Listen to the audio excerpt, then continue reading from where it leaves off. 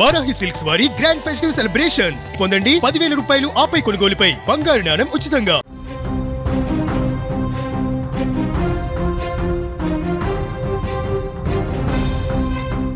అమెరికాలో జరిగిన రోడ్డు ప్రమాదంలో మృతి చెందిన మేఘన, భావన మృతదేహాలు శనివారం తెల్లవారుజామున వాళ్ళ స్వగ్రామాలకు చేరుకున్నాయి. మహబూబాబాద్ జిల్లా గార్ల మండలానికి చెందిన ఈ ఇద్దరు విద్యార్థినులు డిసెంబర్ 29న కాలిఫోర్నియాలో జరిగిన కారు ప్రమాదంలో అక్కడికక్కడే ప్రాణాలు కోల్పోయారు. వీరి మరణ వార్త విని కుంగిపోయిన కుటుంబ సభ్యులకు ఆ మృతదేహాలు దాదాపు 2 వారాల నిరీక్షణ తర్వాత ఇంటికి చేరుకోవడంతో గ్రామాల్లో విషాదకర వాతావరణం నెలకొంది. పుల్లఖండం గ్రామానికి చెందిన మేఘన, మొలకనూరుకు చెందిన కడియాల భావన చిన్నప్పటి నుంచి ప్రాణ స్నేహితులు. ఉన్నత విద్య కోసం ఎన్నో కలలతో అమెరికా వెళ్లారు.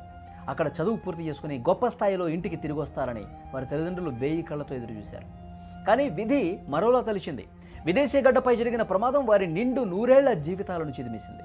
తమ బిడ్డలు శవ పేటికల్లో తిరిగి రావటం చూసి తల్లిదండ్రులు కన్నీరు మున్నీరుగా విలిపించారు. చిన్నప్పటి నుంచే విడదీయలేని బంధం కలిగిన మేఘన, భావనలకు వారి కుటుంబ సభ్యులు ఒకే చోట వీడ్కోలు పలకాలని నిర్ణయించుకున్నారు. గార్ల మండలం మొలకనూరు గ్రామంలోనే ఇద్దరికీ అంత్యక్రియలు నిర్వహించేందుకు ఏర్పాట్లు చేశారు. ఈ అంత్యక్రియలకు రాజకీయ ప్రముఖులు, స్థానిక ప్రజలు భారీగా వచ్చారు.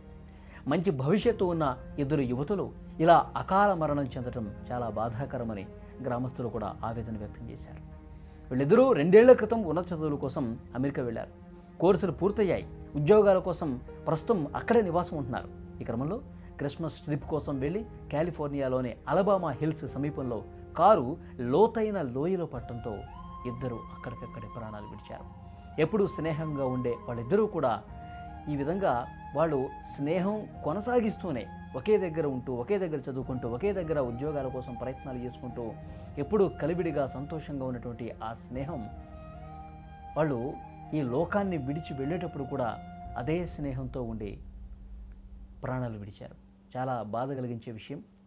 వాళ్ళు గ్రామంలో ఉన్నప్పుడు ఆ గ్రామాన్ని వదిలి దేశం దాటి అమెరికాలో కూడా వాళ్ళు తనువు చాలించే సమయంలో కూడా ఒకేసారి ఈ విధంగా జరగటం అనేది నిజంగా వాళ్ళ తోటి స్నేహితులు ఎవరైతే గ్రామంలో ఉన్నారో వాళ్ళు, వాళ్ళ కుటుంబ సభ్యులు, బంధువులు, వాళ్ళకి పాఠాలు చెప్పిన వాళ్ళు, తర్వాత ఆ గ్రామంలో ఉన్నటువంటి పెద్దలు, వాళ్ళ గురించి పూర్తిగా తెలిసినటువంటి వాళ్ళు, వాళ్ళతో అనుబంధం ఉన్నవాళ్ళు, వాళ్ళందరూ కూడా ఇంకా దీన్ని జీర్ణించుకోలేకపోతున్నారు.